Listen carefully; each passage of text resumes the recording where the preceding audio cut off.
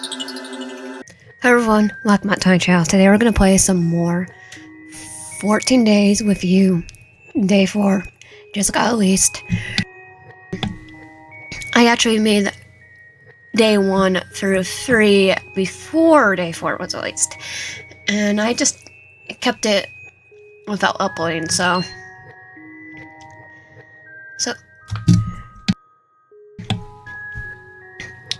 I did have to rush to do this because apparently the original save didn't want to load, so today the next day will begin. Would you like to save your progress? Yes.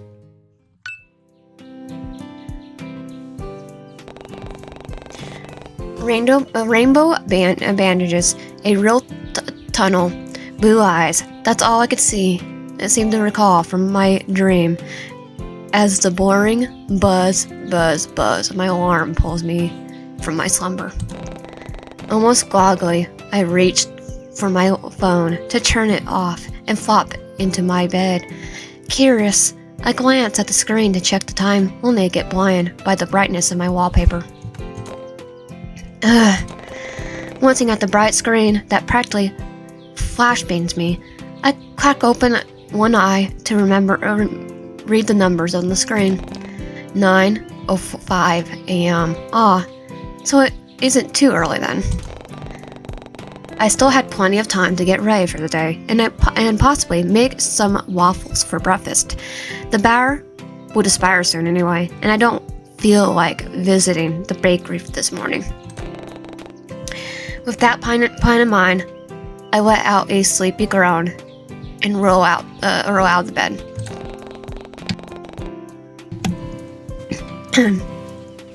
Muscle memory kicks in, and my immediate reaction is to open the blinds for some much-needed sunshine.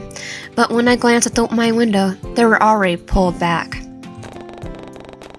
Sunlight had been pouring into my room for who knows how long, and I didn't even notice.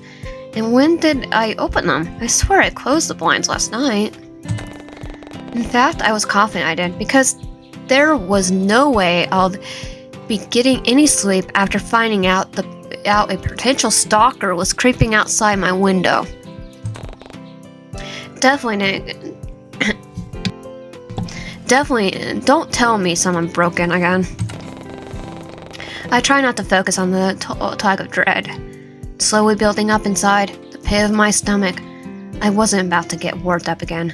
It's so early in the morning too. It's just early in the morning. There was not what I needed to start my day with.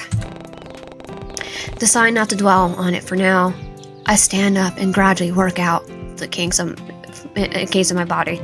No way was I going to let that ruin the outing I had planned for Theo, Eleanor, and Leon.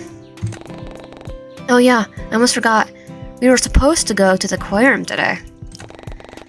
With that in mind, I take a mental note to dress appropriately. As I walk over to my closet, absentmindedly, I run my fingers across some of my clothes before pulling something casual from the rack.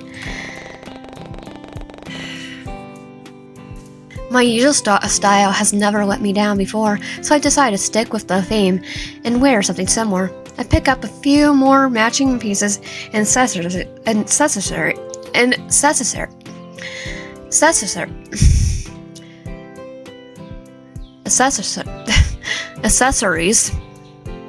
before giving them a cursory glance.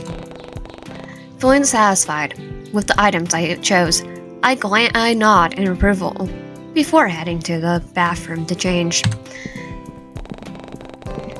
I doubt the hot water would work this early in the morning, so having a nice, refreshing shower was definitely out of the question. Well, not that it's really mattered. I still needed to buy some more shampoo anyway, and... Oh, strange. Was there shampoo in there? Was my toothbrush holder always this solid black color? I should have sworn it was gray. Picking it up from the shelf, I glanced it once over.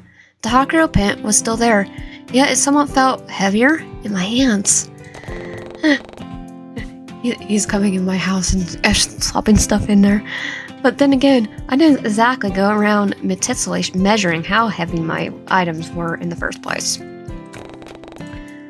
Geez, today was seriously a day of overthinking, huh? Well, whatever. Pulling the holder back in the shelf, I focus on my attention back in the reflection of myself in the mirror and give an appreciative nod. The outfit I chose looked perfect, and once I put everything on, all I have to do, all I have left to decide on is how I should style my hair. And what should I do? How do you spawn? My hair's short. My hair is mid-length. My hair is long. I don't have hair. I don't have hair.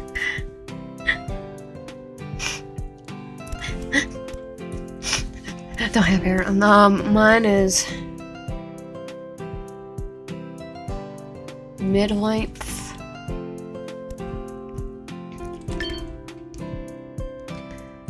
Have straight hair, have curly, wavy hair, white hair. I also have locks. I'll do wavy. Idea comes to mind, and I immediately set to work. Hour flies by, and I somehow manage to get dressed, style my hair, and finish breakfast in record time. With nothing left to do, I decide I might as well kill some time in my entryway by picking out which shoes to wear.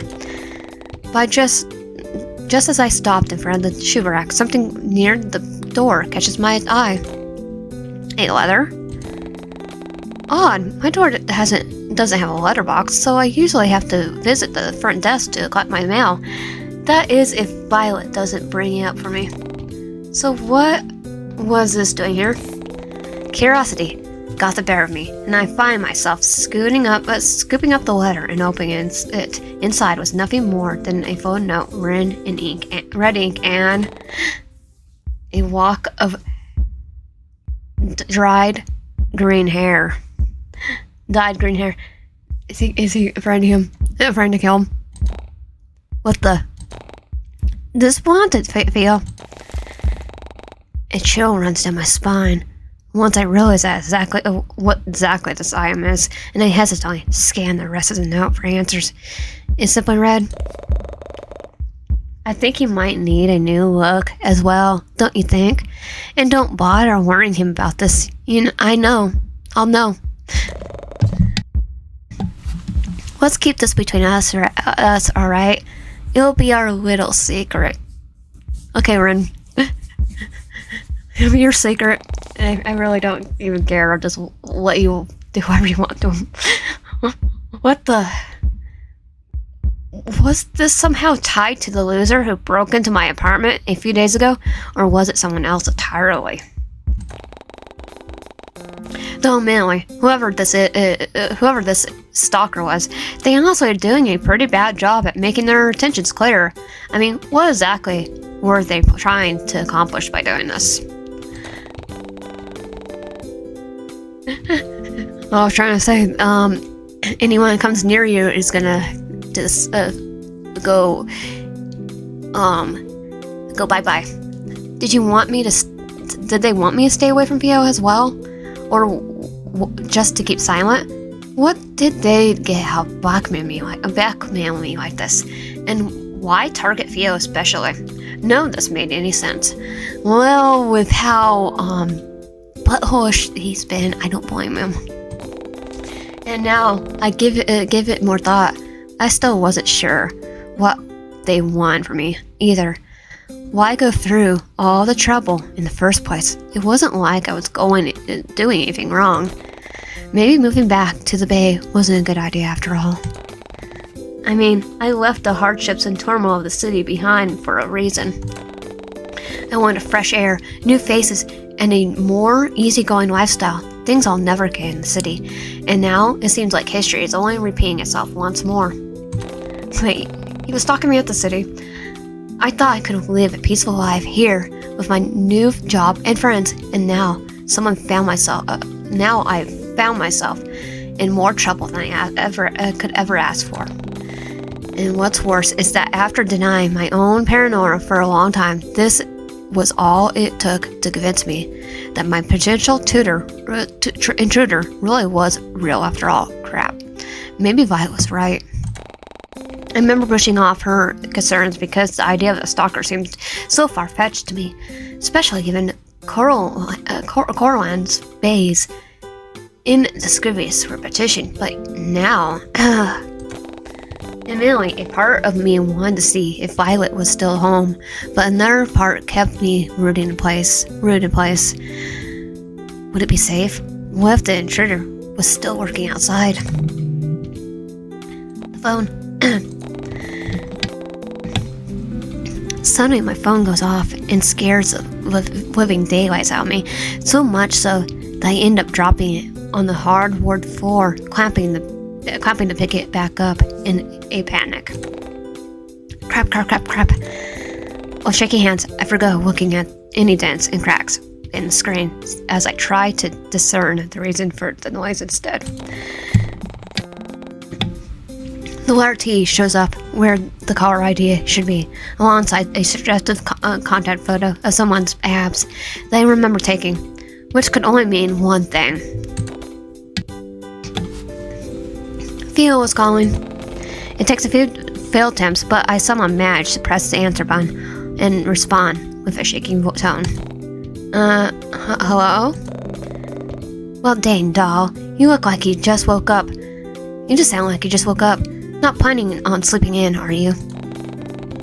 Even if it was just to tease me, hearing Theo's smug voice honestly brought me a sense of comfort. It meant that he was safe after all, and I couldn't help but let out a sigh of relief at the thought. What? Did I take your breath away? That's real cute. Yeah, don't count your chickens before you hatch. I take it all back. Still, was it really okay for me to talk to him like this? Now that I could think about it, I'll also have to spend the entire day with Theo as well. I guess it would be fine. It's not like the note told me I realized. I suppose it's my stalker's fault for not being more thorough with their passive-aggressive letter for me. Maybe if they were more... No, what am I thinking? And where did the sunburst of foolhardiness come from? I have to start taking this seriously, otherwise... Dane, still speechless? Don't tell me you'll fall asleep after all. Dane, no, what? No, I... Good, because I'm outside your apartment right now. Your neighborhood looks like crap, by the way. Smells like it, too. Did you seriously call me just to make fun of where I live? I called you to tell you to hurry up, unless you want to walk to the aquarium. In fact, maybe I should just... Aw, dang it. Well. If it isn't little Miss Priss by all her lonesome, whoops, she looks mad. Theo's voice practically oozes smugness as he taunts whoever he's talking to, most likely Violet, because I hear him address the phone to continue speaking. Oi, dollface, hurry up, won't you? He hands up before I mother out a response. But still, knowing that Theo was downstairs somehow gives me the confidence to leave the safety of my home, though not before committing the state of my apartment to memory and triple-checking my lock. I have a mind to quickly snap a photo of everything to see if anything was touched in my absence, but I doubt I have enough time. Still, if my stalker does decide to come back again, I want to know. But now, I was thinking about photos. This gives me the perfect opportunity to splurge on some scary cameras. I've been needing them for quite some time now, anyway. With all that talk of violent crimes, dead bodies, and a murder happening on the news lately, and now this intruder, I figured it'll be better to be safe than sorry. So deciding to let Theo suffer, maybe just a little bit, at the hands of Violet, I pull out my phone to scroll through some home scary bundles on sale as I make my way towards the lobby.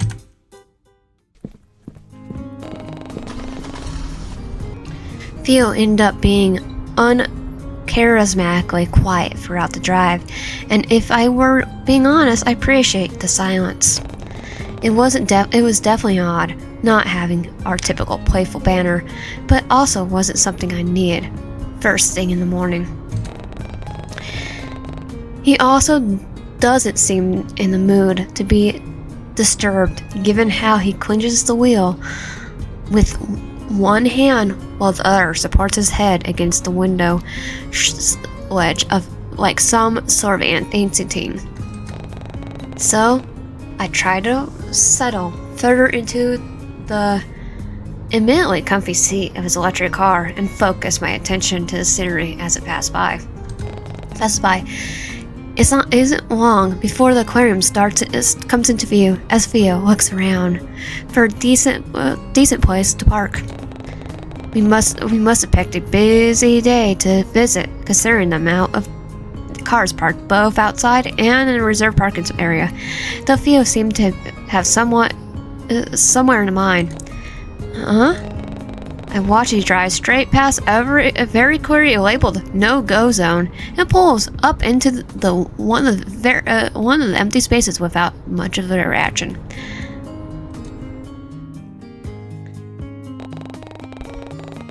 He doesn't even wait for me to get out before he opens his door and walks to the front of his car. Not wanting to be left behind, I quickly follow suit. Theo? I was about to question whether he was allowed to park in the employee zone in the first place, but given how he shamelessly pulled down one of the warning signs and tosses it into the bush, I figured that was my answer. It doesn't take long before he's right by my side once more and ushers me towards the front entrance.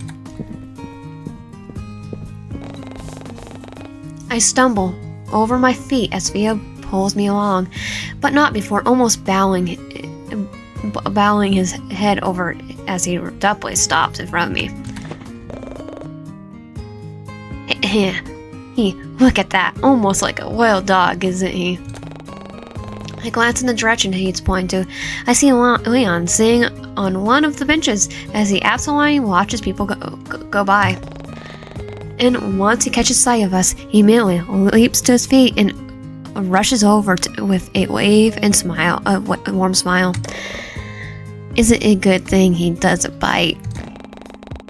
At that snarky comment, I nudge Theo with my elbow and send him an eye roll.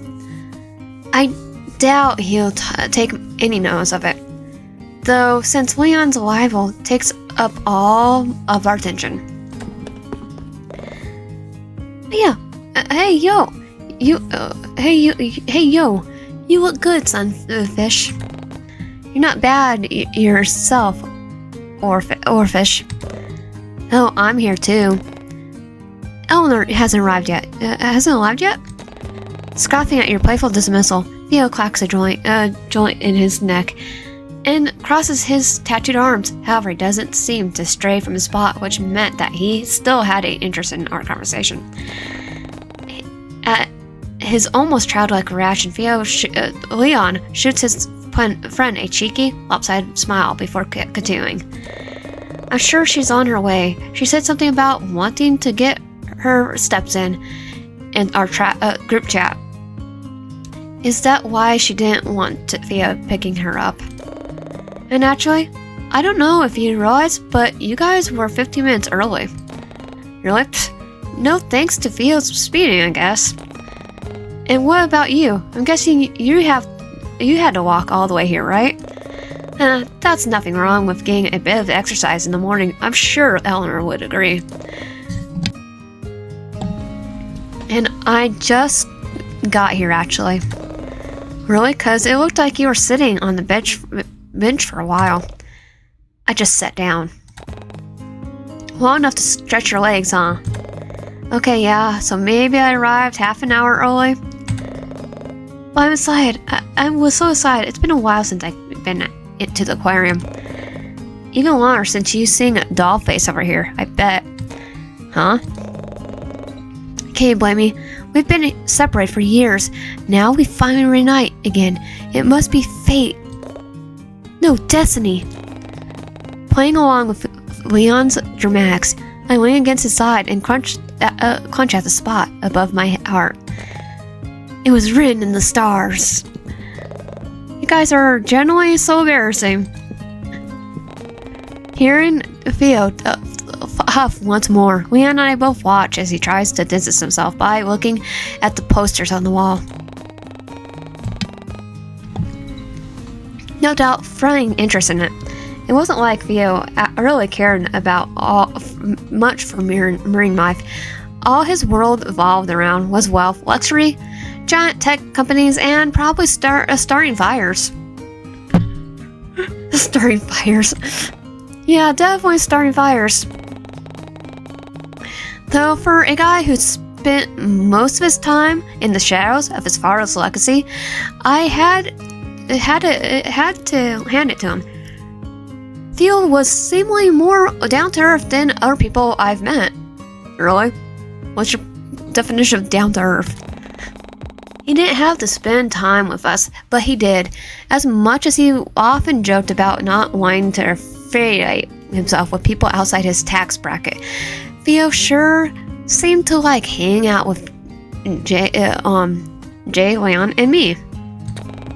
I wonder, does he ever feel lonely? Maybe my thoughts were can delve any further. Before my thoughts could delve any further, I feel a gentle nudge at my side. Looking to my left, I see Leon peering at me with curious expression. I'm really glad you came, but I'm also surprised you agreed to this. Surprised? What do you mean? Is Ren okay with this? Ren? The guy we met at the pier the other day, he said something about being your boyfriend. I spawned. Oh, right, my boyfriend. Whether or not it was because I wanted to stake my claim over Ren, or because he definitely claimed himself as my boyfriend a few days ago, I couldn't help but let it slip. But Leon seemed to pick up on the hesitation laced with my words, given how he inclusively tilts his head and sends me a reassuring smile. Isn't it a new thing for you? I'm sure calling someone your boyfriend must take some time to get used to.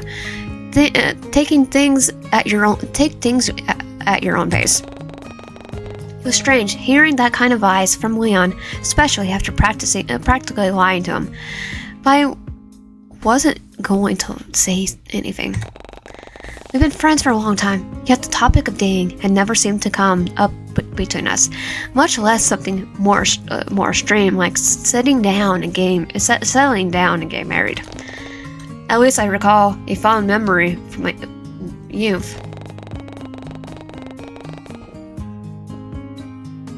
A younger version of ourselves greeted me as they innocently play a game of pretend on the playground.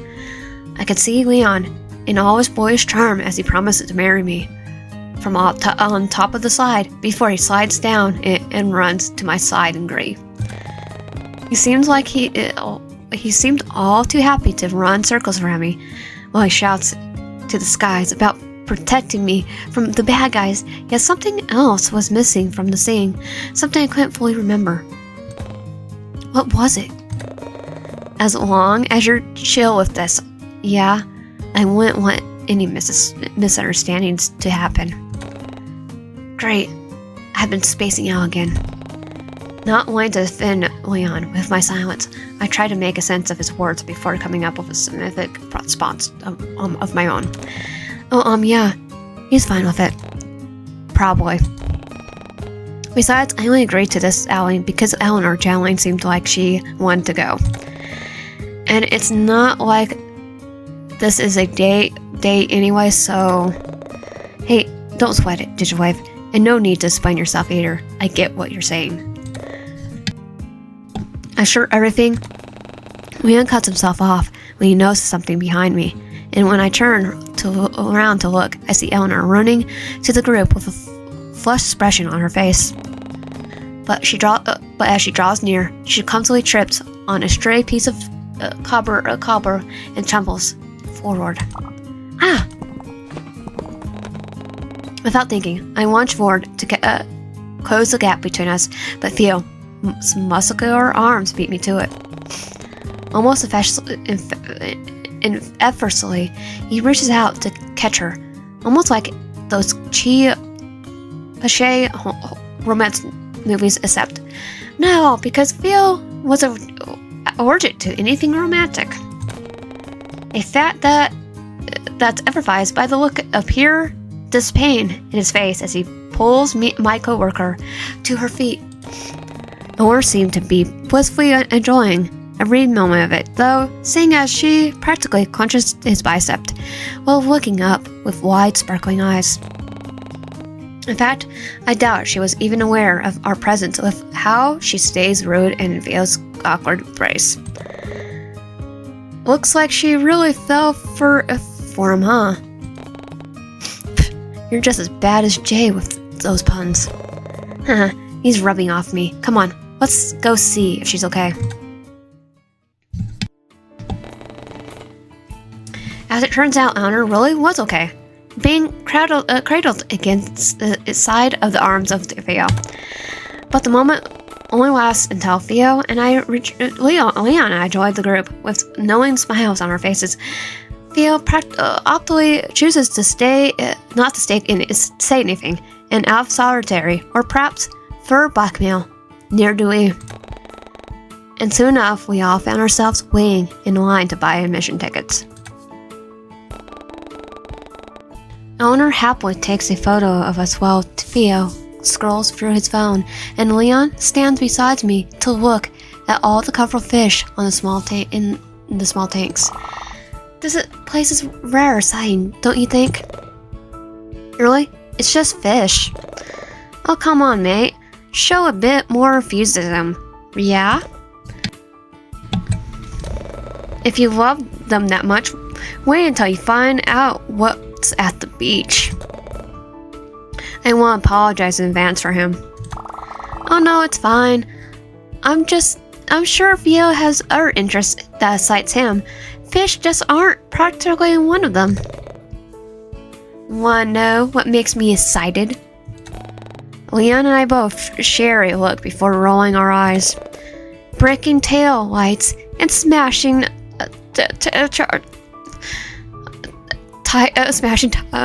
tires.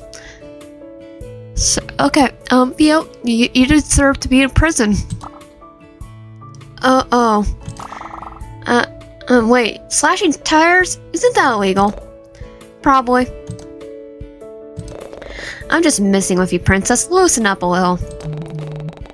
Off to cookie, the light-hearted mood gets replaced with something serious as Leon's phone starts buzzing. Recognition flashes my childhood friend's face as he looks at the screen, before he awkwardly scratches the back of his neck and points towards the entrance with his thumb. Sorry guys, give me a sec. Without waiting for a response, Leon makes a beeline for the front door. After a few seconds, I see his figure emerge from outside the large windows, pacing back and forth on the sidewalk as he talks to someone on the phone. Judging by the solemn expression on his face, I can only guess that the call isn't a good one. I sure hope everything's alright. Too caught up in Leon's shift in demeanor, I barely notice how Eleanor's hand gently pushes Theo and I forward so they could speak to the clerk on the front desk. Broad and tattooed shoulder now block my view from the window, which causes me to shift my attention back to the present. But Theo doesn't seem to notice my lack of focus, or perhaps he doesn't care, as he pulls out a black card from his wallet and leans over me to hand it to the woman behind the counter. He could have gone without the nonchalant, smug look on his face, but I wasn't about to say anything when he was literally about to pay for my admission fee. But before I could sarcastically thank him, Eleanor's side voice cuts me off.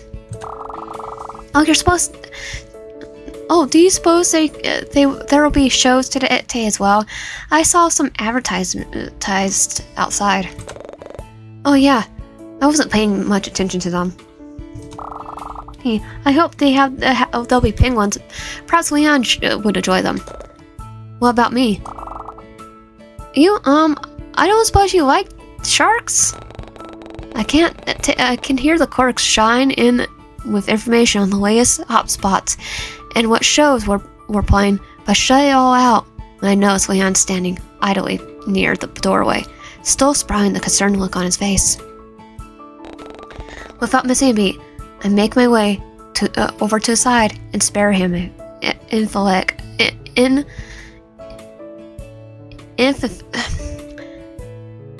I look a concerned glance.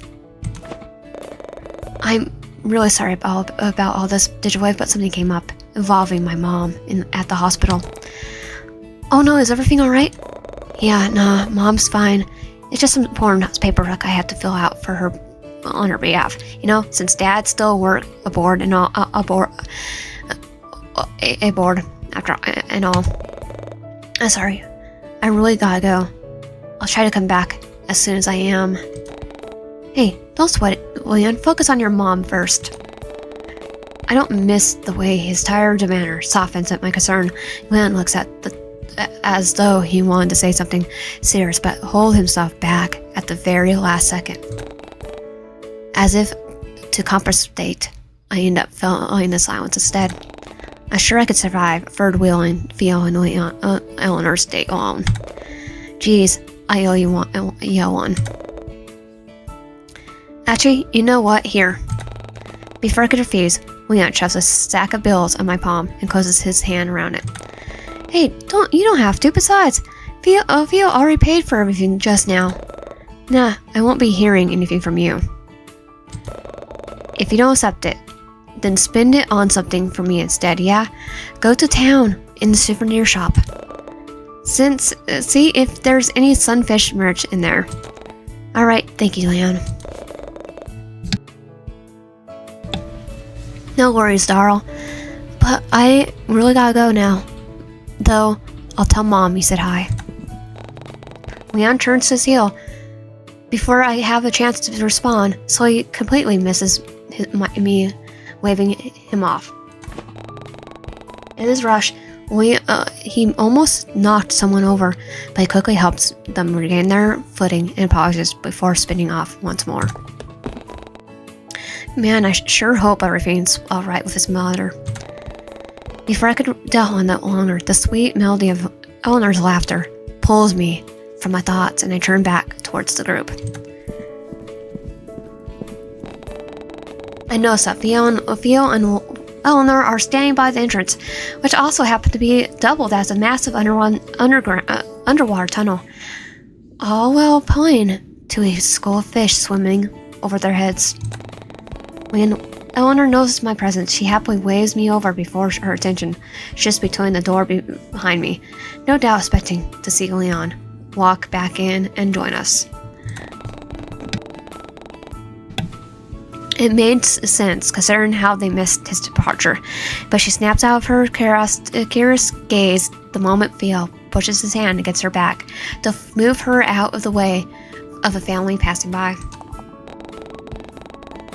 But what truly shocked me is that he doesn't seem to move his hand. Instead, Theo leaves it there as he steps closer and blocks my coworker from my view. He met my gaze with a tense, unreadable expression, but I can't help but look away. What was all that?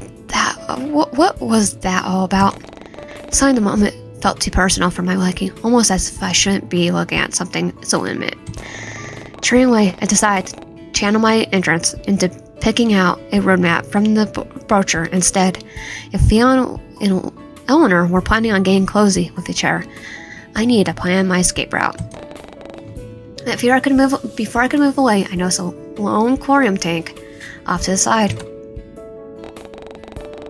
It was far enough from the eyes of the people still watching in the queue, but still close enough to the entrance to entice any passerbyers.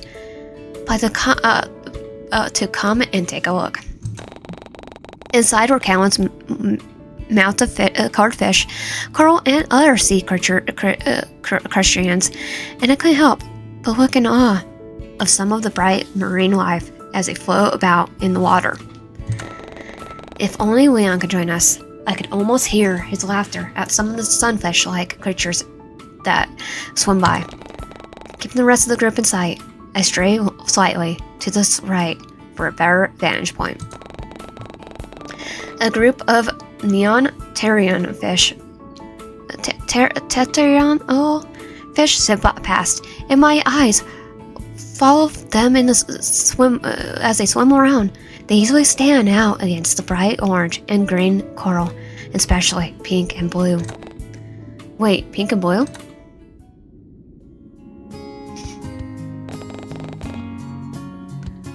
Did his hair get longer? Pink, peering closer to the glass, I catch a sight of a familiar face on the other side of the tank.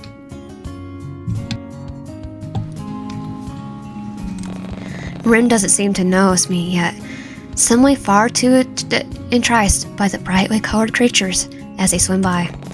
His soft gaze followed some of the smaller fish as they dart across the tank before swapping over to the group of guppies swimming past. Suddenly, our eyes met at the moment the fish split up, and I watch as Rin's expression morphs into surprise, into a sickeningly sweet look. He tries to say something, but his eyes come out inaudible due to the glass separating us. As if realizing, Rin instead points to one of the fish off to the side before resting his hand on the glass and mouthing something else. I can't help but understand what he's trying to say. That is until my eyes land on whatever he's pointing at, catching me off guard. I watch in awe as a lone fish swims between us and captures both our attention. What was that, an angelfish? The fond memory from our time at the pier comes to my mind, and I find myself thinking back when Rin affectionately gave me that nickname. And had I known any better, I would have assumed that he was thinking about the same thing, given the way his eyes crinkle and soften as the fish scales simmer underneath the artificial light. Too absorbed in how picturesque this all looked, the complete missed Rin's shift departure. That is until he's rounding the corner of the fish tank and taking his place by my side. He did a wave. Oh hey, fancy meeting you here. The first thing I notice is how Rin is tugging at his sleeve again, though he doesn't seem to shy away from my close proximity, nor seem to mind it as much. Those fish were pretty neat, huh? Yes, I couldn't take my eyes off them. Nice save right there, Rin. Hey, did you spot the angelfish fishing swimming by? How do you spawn? I was brushing, looking at the sunfish. The what, crownfish? I did. It was captivating. I was staring at the shark. I did. It was captivating. It was? Huh. I couldn't stop looking as well. Yeah. I didn't even know they could be that color. Actually, this might sound cheesy, but after you mentioned the angelfish, it reminded me of our day at the pier. Remember? How could I forget? It's one of my most treasured memories. On top 3, in fact. Not wanting to let this opportunity pass, I decided to tease Rin a bit. Psst, oh please, top 3? Don't laugh. If you get to be cheesy, why can't I? Well, in that case, if you get to give me a cheesy nickname like Angelfish, why can't I? Wait, you want to give me a nickname? Come on, it's only fair. Though to be honest, I don't really know any pink colored fish, dang it. Oh yeah? That's too bad. Hey, don't think you could get away that easily, Buttercup. I'll think of something better eventually. Eventually. At that, Ren let out a puff of laughter before returning his gaze at the tank once more. He doesn't seem to stray from my side, and it's then that I realized what was he doing at the aquarium at the first place. Without missing a beat, I take a step closer and voice my thoughts. You know, I wasn't expecting to run into you here. Oh, really? Yeah, no offense, but you don't really seem like an aquarium guy. Is that so? It's because he's stalking me. I didn't have any plans for today, so I figured I'll do a bit of under-the-sea sightseeing to pass the time. Plus, I finished the book you recommended the other day, the one about the underwater city. I thought it inspired me to come here. Really? Did you like it? What did you think about it? I enjoyed it, especially the part where... Oh, say, look at that! Ren isn't shy about how he leans over my shoulder to point out something outside my peripheral vision. I follow his finger, and between the driftwood and coral, I spot Eleanor and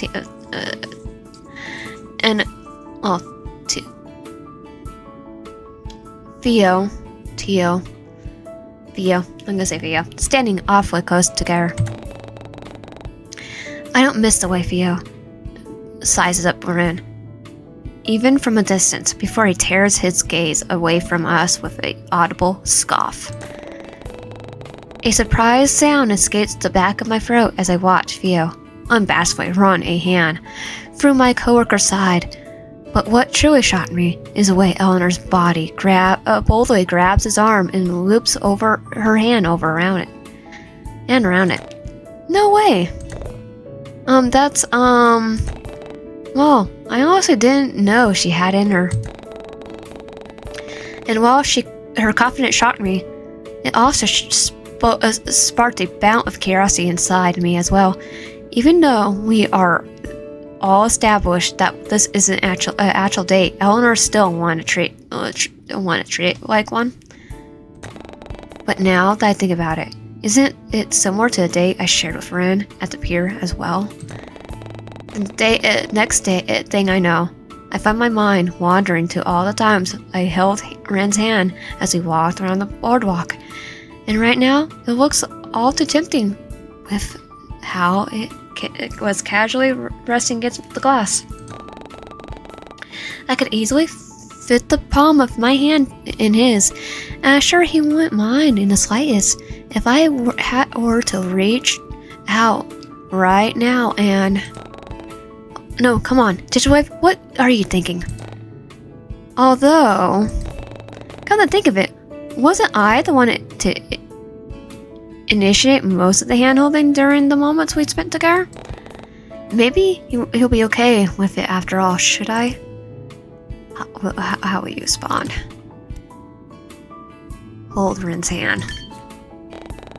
Before I can make myself talk myself out of it, I reach out and slip my fingers between Ren's palm and the glass of the tank. His skin feels uncharacteristically coarse and rough against my own, but before I could question it, I brush against something cold and metallic instead. Daring Akira's peak, I looked down and noticed a gold ring on one of his fingers. In fact, it appeared to look vaguely similar to the one around his neck, but as soon as I opened my mouth to ask, Ren casually slipped his fingers between my own to untying them. He gives me a soft smile, almost as if he knew this was going to happen, before Eleanor's voice pulls me back to the present. Digital Wave, there you are. Why didn't you say anything earlier, Theo? Where's pretty boy run off to? Princess over here said he had to leave earlier. And dang it, if it isn't Buttercup. It's Rin, actually. Oh, not this again. Before the two can have a chance to butt heads, I casually step in and interrupt. Something came up at the hospital, so Leon had to go. Oh dear, I hope everything's okay. He assured me that everything's fine, so I wouldn't stress too much about it. I watch as Eleanor scoffs at her feet in contemplation before noticing the item still grasped between her hands. That's a relief, but oh! What do you suppose we should do with his ticket then? Shall I ask for a refund? That's fine. The loose change, it's like loose change to me. I'll make it back in 45 seconds. Still, we shouldn't let it go to waste. Oh, I know. Our expression shifts from reinventation to something more cheeky as she turns to me with a smile. Knowing a grin, she leans closer enough to whisper, but doesn't seem all that quiet about it.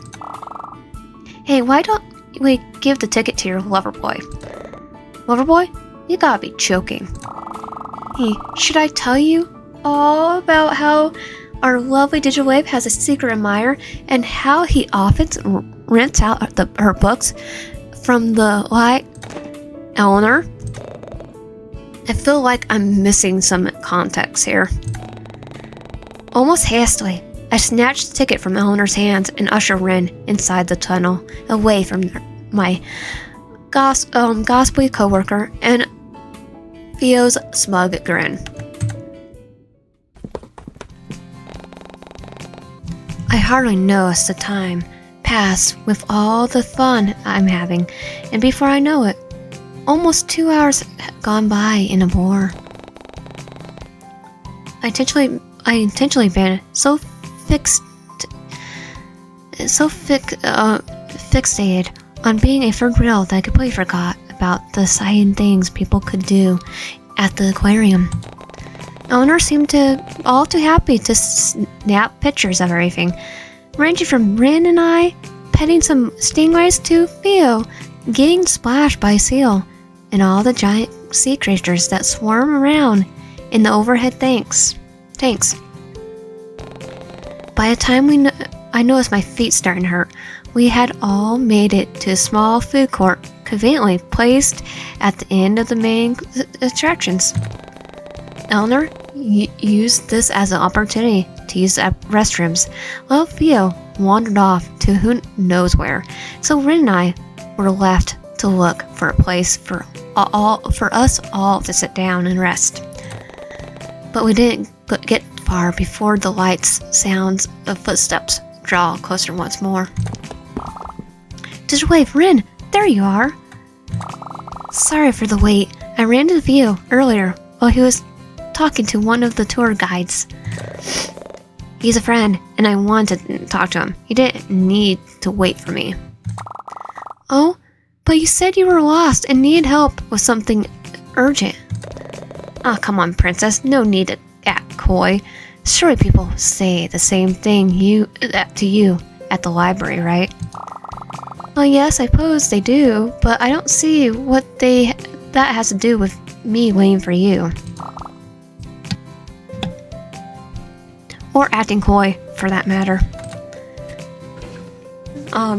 Just go get the red flags. He's even more red flag than Rin right here.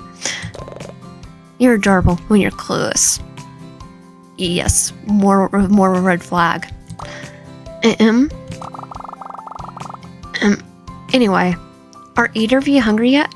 It's past noon, and I'm worried Theo won't put his pride aside and admit that he's hungry. Excuse me? Oh, am I wrong? I could have sworn I heard your stomach growling earlier. Now you're acting coy. Who's acting coy?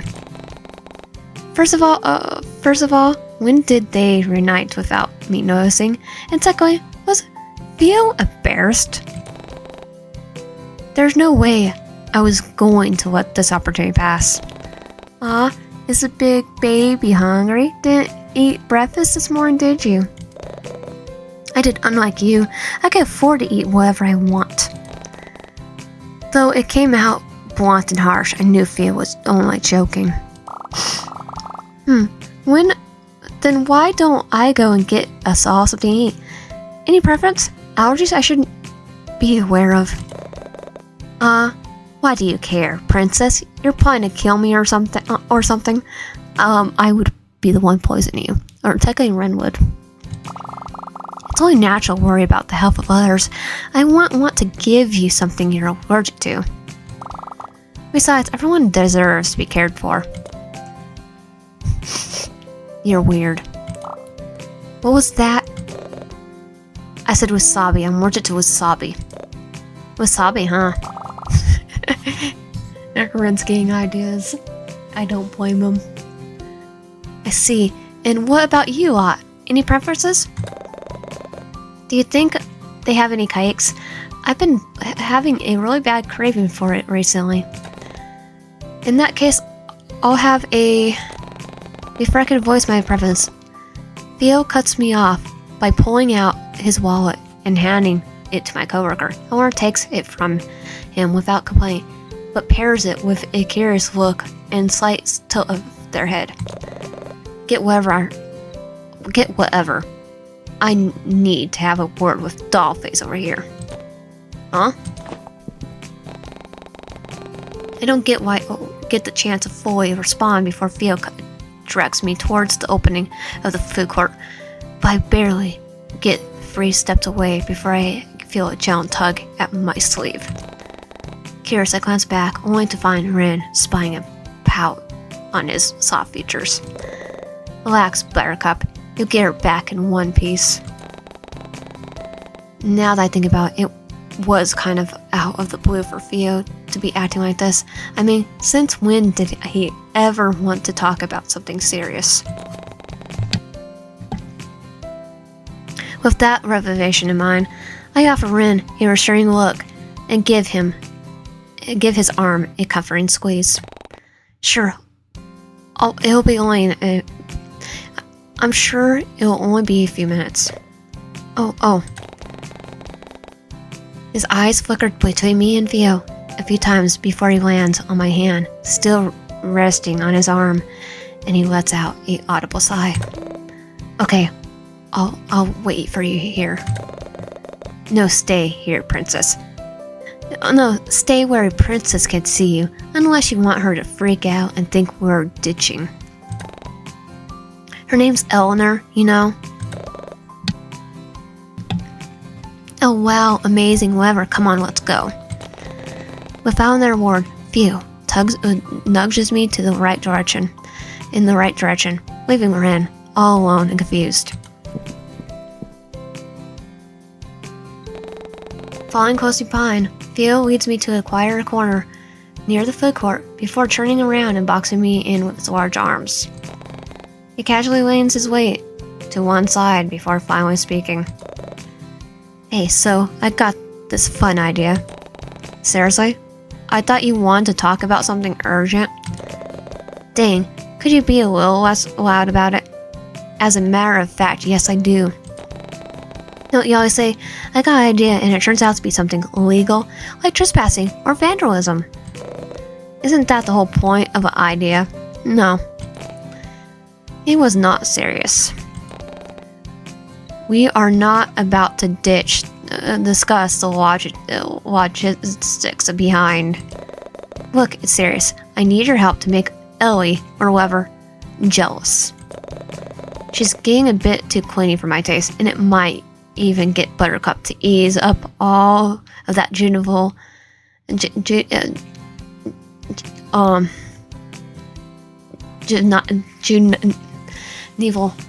puppy love. Young puppy love. You seriously don't think he's going again being too clingy? He practically glued himself to your side the entire day. What? Don't you think that's kind of roundabout idea? How would this even benefit? Trust me, this is for my own benefit, not yours. Well, Miss Princess over there is treating me like a dang child who needs to be supervised all the time, and I can't even tell if she's interested in me or not. Plus, you're not exactly... No, never mind. Either my idea works out and this gathering gets more interesting, or she realizes I'm not the type to be babied and backs off. How about I stick the Yandere on you? Well, I had to jump through the hoops and hurl to understand it. Theo did have a point, but everything about his idea felt wrong. I choose not to.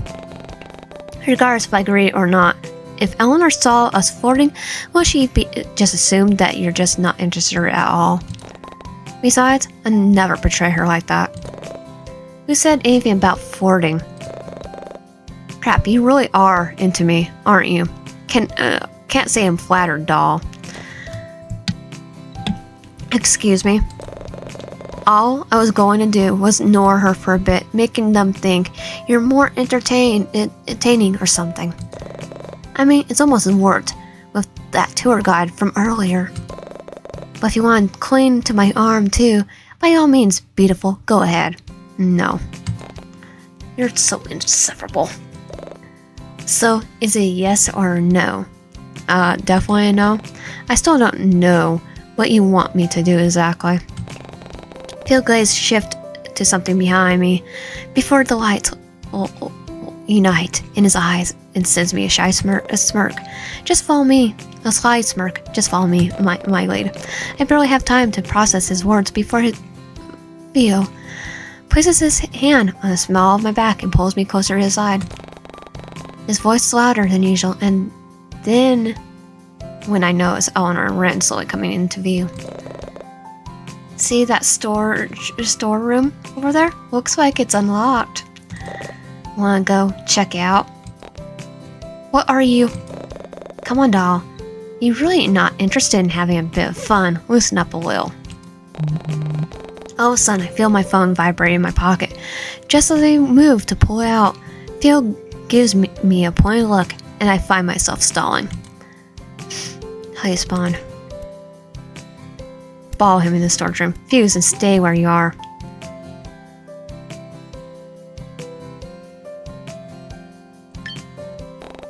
At that, he peers at you with a bored expression before rolling his eyes. Don't be like that.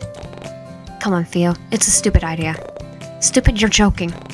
Look, as much as I want to help you out, I don't really think it's going to accomplish, well, anything.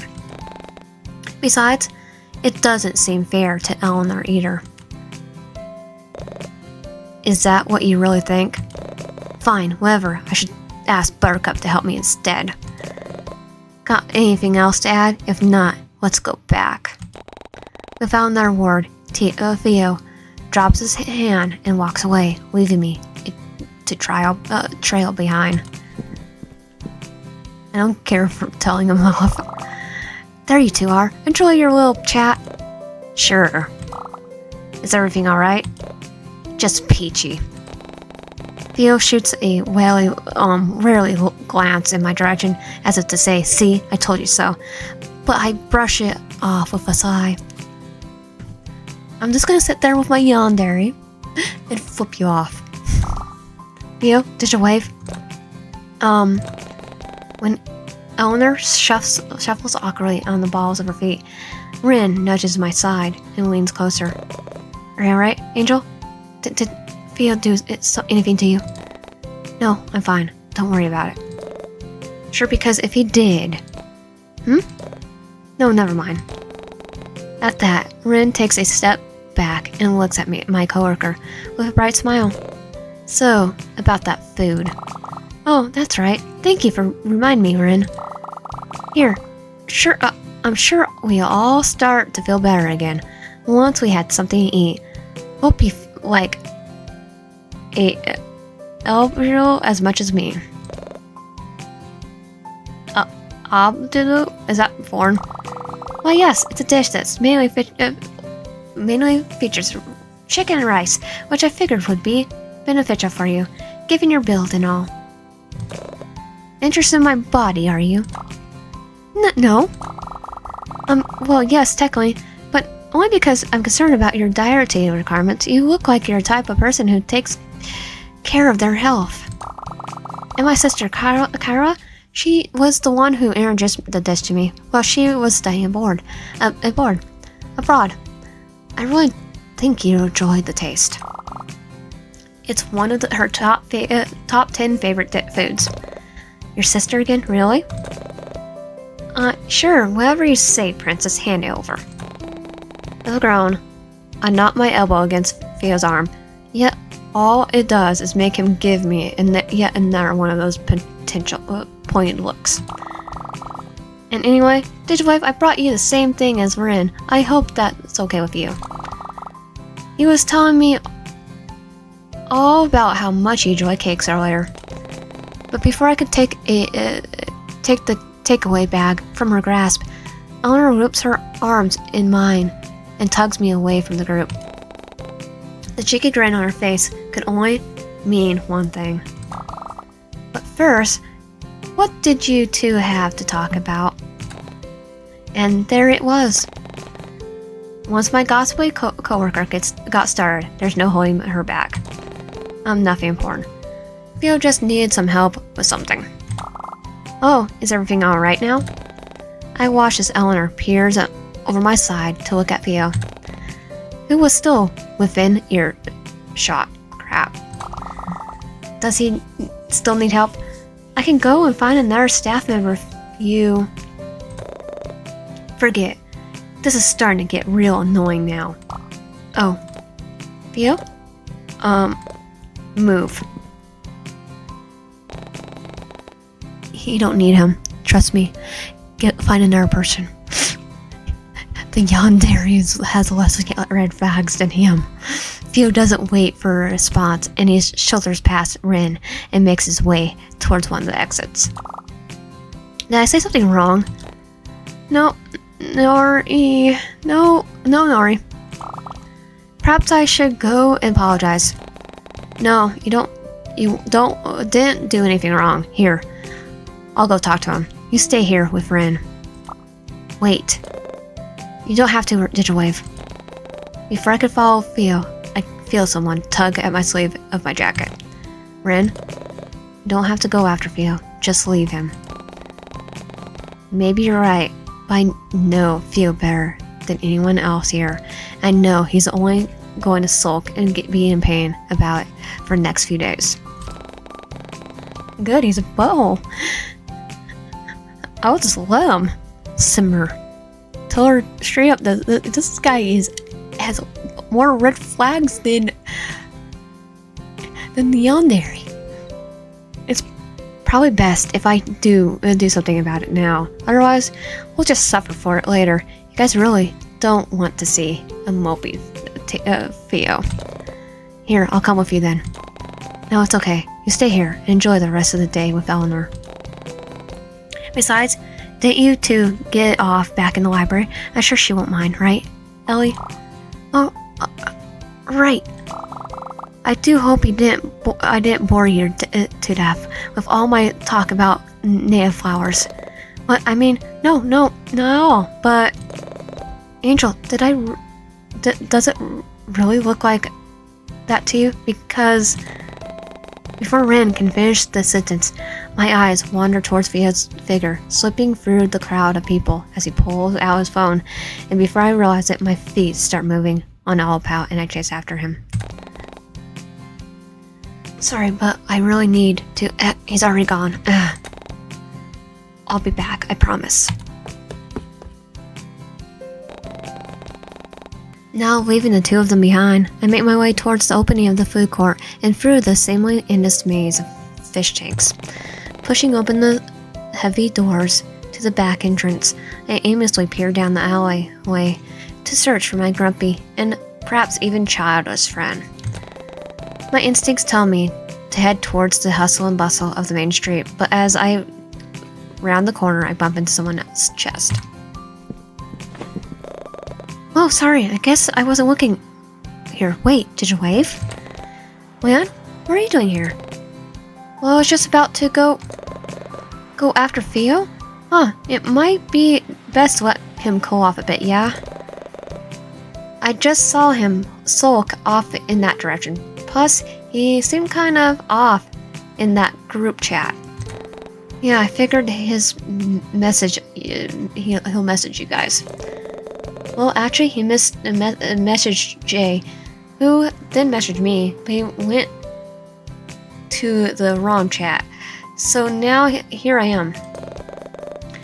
I was on my way back from the hospital. Anyway, I figured I'll pop in and see what was up. Well, I guess now you know. Yeah, I suppose. Well, look, seeing as Jay's aware of everything now, maybe it's best to let him handle Theo. Yeah?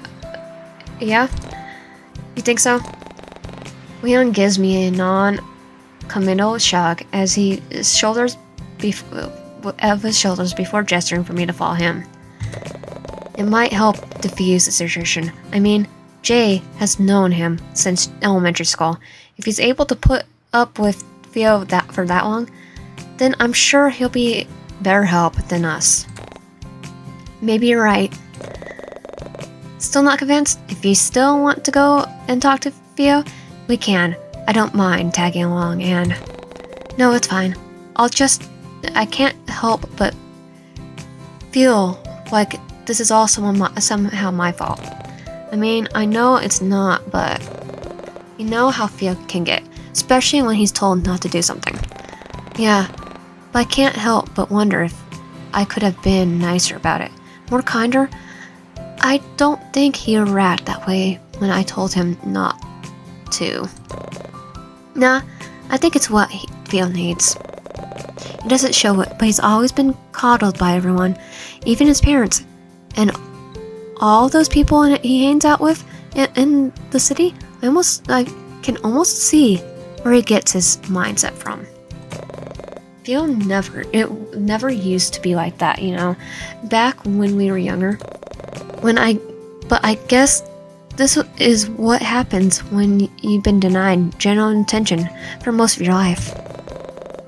He doesn't know how to handle someone telling him no whenever he does something crazy, but it's not entirely his fault. Aside from his questionable friends, Theo also grew up with distant parents. Whenever he wanted affection from them, he'd often have to do something bash just to get their attention. But it never lasted long. They just throw money in his direction and eventually ignore him again. It's pretty sad, honestly. I think all he wants is for someone to actually acknowledge him for who he is, but not how he acts. I'm sure you know this, right? Everyone wants him for his money, looks, and popularity. I doubt he got any real friends, you know, aside from us. Oh, I don't want him for his looks, money, or popularity. He's a butthole. Oh, and Jay, of course. Outside our friend group, I doubt Theo surrounds himself with young, good-hearted people. I bet his mates from the city don't even have his best intentions at heart. But Mushy ran aside. I'm glad you were able to be his voice of reason. After everything he's been through, he needs someone like you. Someone who will stop him from doing things he'll regret later. To keep him in line whenever he says something insensitive. A true friend. Wow, I honestly didn't know that about Theo. Or about Leon, that thought of him that way. I didn't know how to respond. Though I guess I didn't need to, considering how Leon continued to talk. But after enough about him, Jay's on his way back from the city now, so I should leave Mr. Moody to him. Besides, with a grin, Leon tosses an arm around my shoulder and pulls me onto the street. I want to spend some time with you. I think it's long overdue, yeah? I mean, I never got to go to the aquarium date with you guys. Oh, how regretful. It's truly a heartbreaking thought. I don't think I'll be able to go on. My heart yearns to be by your side, but alas, this was not meant to be. Yes, alright, let's go. Feed her, kid. Ah, what gave it away? With a playful eye roll, I nudged my childhood friend with my hip to get him moving again. But after taking me by surprise is how he casually wraps my hand in his and leads me down the street. This almost feels like a good times back when we used to run, hand in hand, towards our favorite playground after school. I wonder, was Leon thinking the same thing as me? But when I glanced back at the check, I instead take notice of the decision my companion was leading me towards. After all, the massive umbrella made it hard to miss. Ice cream, the soft pull in my features from the nostalgic sight before me, and I give Leon a hand and gently squeeze to let him know about my excitement. I can feel him do the same to my hand in return, which it only makes me grow even wider. Ice cream stand, huh? Yeah, it's been a while since we visited one of these, hasn't it? That's true. I wonder if it still sells those wacky flavors. Huh. Did you just call my favorite flavor wacky? I can't believe it. Why, I would never. Oh, really? Do you even remember what it is? It's...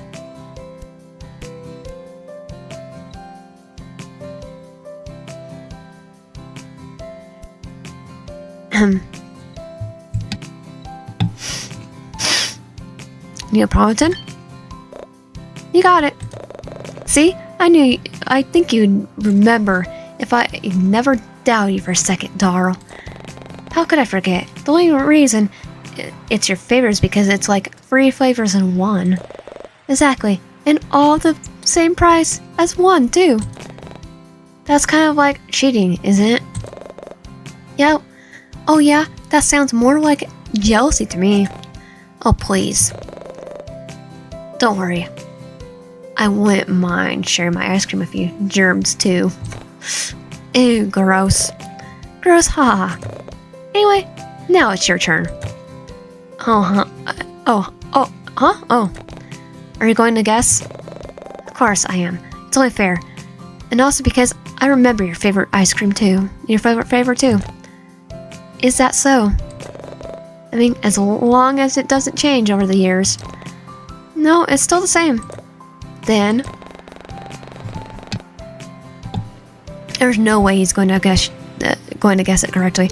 But now that I think about it, what is my favorite ice cream flavor? I should probably have one in mind before he guesses.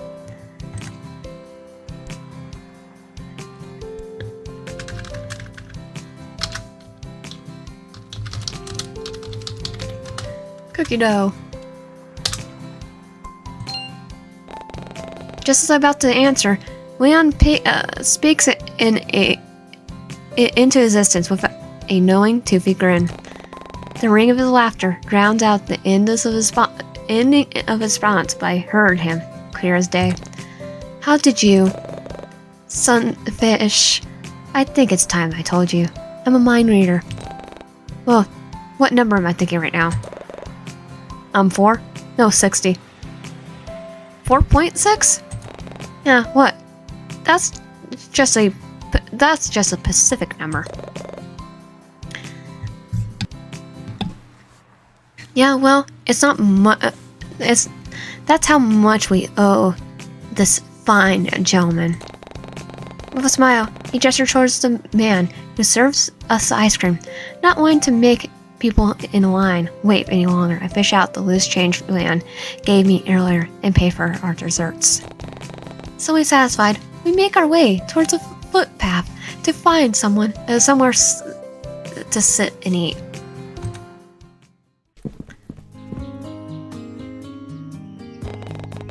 Eventually, Leon leads me to the nearby park, where we plop down on one of the benches and kick up our feet. It's been a long while just chatting, catching each other up, and all the things that happened in our lives during our time apart. And soon enough, all of our ice cream is gone, and the sun was slowly beginning to set. I cut your silence, blankets the both of us, as Leon casually throws his arm around his head and closes his eyes. He seems to at peace like this, and almost as if the stress of his day-to-day life had been stripped away. Even with Leon's eyes closed, I couldn't help but feel like someone or something was watching me. An eerie feeling washes over me, and I cast a hesitating glance over my shoulder to spot anything out of place. Nothing but gentle, aggressive foliage in the wind greets me, and yet I still couldn't seem to shake off the lingering feeling of someone hiding behind one of the bushes. It's Ren. What if it was my... Just as I finally started to relax and unwind again, I went and ruined it all by getting worked up again, once more. Collie slapping my cheeks, I tried to spell those thoughts in my mind, but the sound I made had been louder than I thought, because Leon's golden eyes soon blinked open to look at my direction. Hey, sorry, I almost dozed off there. It's so peaceful out here. I couldn't help but fall asleep. Oh, check that out. I soon followed Leon's finger towards the sky, only to notice obvious dark clouds forming in the distance. You're kidding. Was it seriously about to start raining again? But now that you think a look closer, do clouds normally get that dark even from afar? It almost looks like the black smoke coming of walloping some taller buildings in this heart of Colorland Bay. It almost seemed unnatural. All too quickly, the soft timbre of Leon's voice cuts through my thoughts. As fun as today has been, we should probably head back before it starts pouring down buckets. Yeah? Here, I'll take you home. He offers a hand to help me from the bench, and just as I take it, I hear a twig snapping from somewhere behind me. But before I could react, the mutter sound of thunder cuts me off. Thanks, Leon, but your place is the opposite direction, isn't it? I wouldn't want to make you walk all the way back. No, I'll be fine. I don't mind walking. What if it starts raining? Oh, rain won't hurt anyone. Something tells me it won't be a little bit of rain. Actually, yeah, you might be right. Guess me being right? Could it be? What day is it? Is it a blue moon? No, knock it off. But hey, are you sure you don't want me to walk you home? I'm sure. Besides, I could use some alone time. The past few days have been hectic, to say the least. Yeah, well, as long as you don't stress yourself out too much. If you want to vent, you know who to call. The Ghostbusters. Theo? Ren? Ah.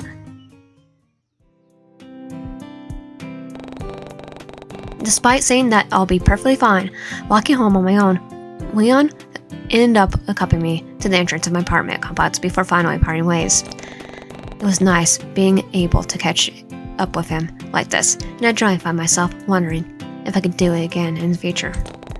But as I make my way towards my eyes water towards the small box sitting in my drawers. Man, what's the... Panic flashes through me at the thought of being another gift from my supposed stalker, but then I remembered the purchase I made this morning.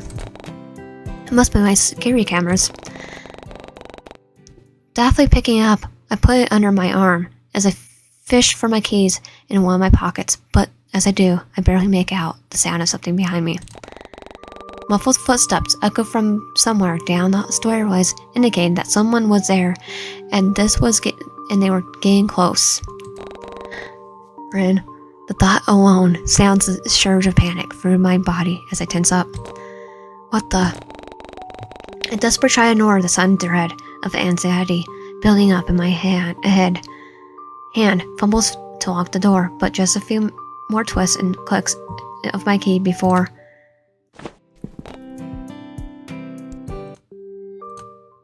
Angel, I'm glad I caught you.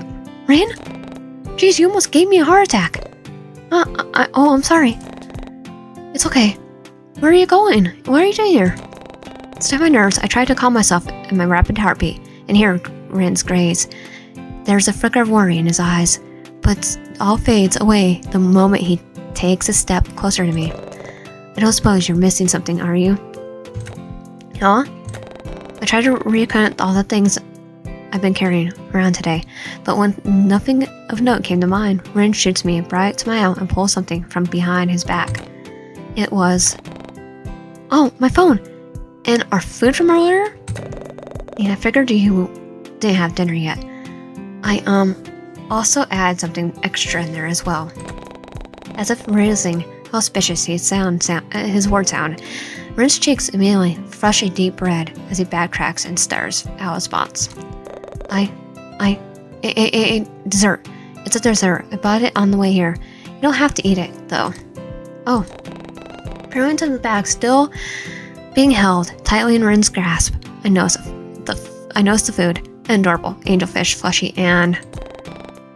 Is that a small cup of cookie dough ice cream sitting on top? Before I could snoop any further, his soft voice interrupted my train of thoughts. Actually, your coworker seemed really worried about you. She wanted to be the one to drop these off, but something came up. As for your phone, you left it near the storage closet. Here, oh. As if noticing my current predicament, Rin looks at my occupied arms before giving me their soft smile. Oh, it would be nice to have some more hands sometimes, huh? Here, what? Need some help? It's fine. I think I got it. Just when I was about to unlock the door, I somehow lose my grip around the parcel in my hands, but luckily, Rin catches it just in time before handling it and everything else back to me. Say, that was sure is heavy, huh? Of how obvious Rin's graze was, I could tell that he wanted to ask what was inside it. Surely there wouldn't be anything wrong with telling him. Oh, my boss scary system this morning because of how shady this neighborhood is. I figured it'll be a good idea to be safer than sorry. That creep didn't come back, did he? Oh, yeah. Were you watching me in my sleep, Rin? Without thinking, I dropped my keys and slapped my hand over Rin's mouth before constantly looking over my shoulder. What was I doing? I was getting worked up and acting paranoid again. Saying that he is a Yandere and he's my stalker, you could be paranoid. With a embarrassed look, I turned back to apologize to Rin, only to find his cheeks a deep red and hand wrapped around my wrist. When did he... Quickly withdrawing my hand, I speak out and apology, picking up my keys and turning back to my door. I still didn't want to get Rin involved with my problems, but I honestly didn't want to risk being alone tonight either. Too lost in my own world. I barely noticed Rin coming closer, nor his hand covering my keys to steady my fidgeting. Do you want some help? He must have seen the look of confusion on my face, since he continues talking. So setting up your cameras, self-taught programmer, remember? Oh, you are a programmer, a computer programmer. I have a feeling that if he sets it up, what's actually going to happen is he's going to have the feed into his system.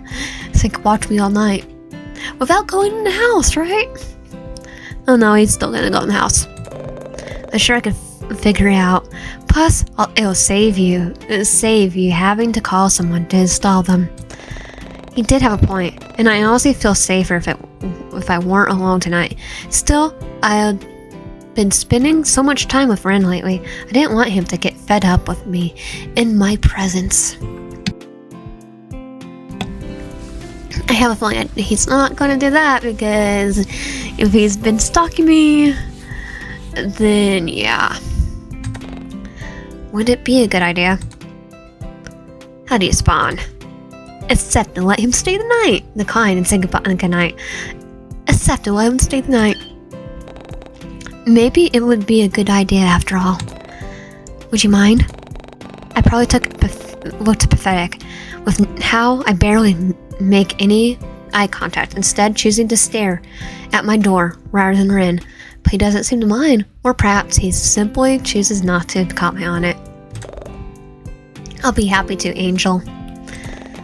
Once I opened the door and let Rin inside. I think we have the same mirror. Oh? Putting a small talk aside for a moment, I ushered the pink-haired person into my living room and situate ourselves on the couch. Rin wastes no time in opening my package, placing all the bits and pieces on the table, and saying off to work. Though every so often, he sneaks a peek in my direction whenever he thinks I'm not looking. Did he want something? Raising my brow, I sent him a silent question. No, I don't mean to pry into your personal life, but... you're always welcome to stay in my apartment. It's like, are you gonna just try having me to live with you and kidnap me that way? Rin, I've seen where you live. I doubt I could afford rent. I could stay for free. I don't mind at all. And I'll be more capable to covering your cost. I'll make a really good roommate too. I always clean up after myself and wouldn't mind doing the same for you as well. Okay, just accept this offer. Look, only if you'd be fine with it though. And I could cook as well, laundry, cleaning, repairing things around the house, yard work. I can do it all for you, really. Wait, you have a yard? Man, they can really fit a lot into those upscale apartments, huh? Well, no, I don't. But I used to do the gardening and use the lawnmower a lot when I was younger. I'm sure I could figure out again once I get an actual house. Not that I need it, though. Like you said, no yard, haha. Just no offense, Rin, but I can't imagine someone like you mowing grass. What was that your first job as a teen? Before that, actually. Huh? Before that? You mean as a child? Maybe a bit younger. Younger than a child? I mean, just kidding, yeah. It was my first job as a teenager, haha. I want to find out what actually happened. I think he's lying about that. Just cover and say his butt. Anyway, the point is, I'll be happy to let you stay at my place. Oh well, I really appreciate the offer, Rin, but I gotta tough this out on my own. Oh, if you say so. He's gonna make me move in eventually. He goes quiet after that. Picking up the manual, Rin tries to busy himself with learning how to contact the cameras to my Wi-Fi before tossing it aside and doing it his own way. Deciding not to get in the way, I curl up on the couch with my food and simply observe him. I won't lie, watching Rin's hands definitely connect cables and unscrewing plates was kind of attractive, but I wasn't about to say anything. And soon enough, the events of the evening slowly draw out as I start to feel the telltale signs of weariness take a hold of me. I try my best to muffle my yawn before I glance up at the clock on my wall to read the time, just past midnight. Dang, I didn't realize we've been at this for so long. Tired? Rin's voice startles me, and I glance back to see that he had already put down the cameras and was reclining in his seat to fully look at me. Kinda. It's been a long day. You can head to bed if you want. I'll set this up and lock up once I'm done. You still going to go home after this? You want me to stay? Did I? Strange, perhaps it was because we've been spending so much time together, but I somehow grown fond of Rin's presence. It was comforting to have him near, though I wasn't about to tell him. So, with a furtive nod, I make the decision. Yeah, I do. Oh. Rin's grin practically reaches his ears as he laughs to himself. Okay. Sure. No problem. I can't help but playfully roll my eyes at his fiercism. Well then, why don't I get some pillows and blankets and we could camp out here for the night? I mean, we did sleep in the same bed, so we could just go sleep in the bed. Just like a sleepover? Sure.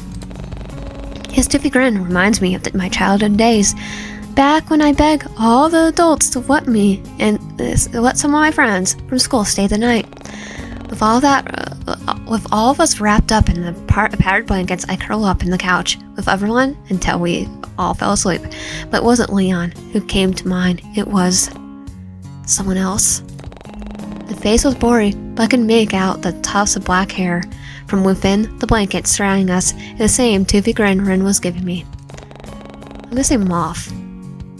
But when I focused my attention back at him, I noticed the smile was gone, and instead, looking at me with a confused look on his face. Or Rin. Big out tufts of black hair. Or it was Rin. But when I focused my attention back at him, I noticed the smile was gone, and he's instead looking at me with a confused look on his face. I must have been spacing out again. Sorry, I'll go get the pillows now.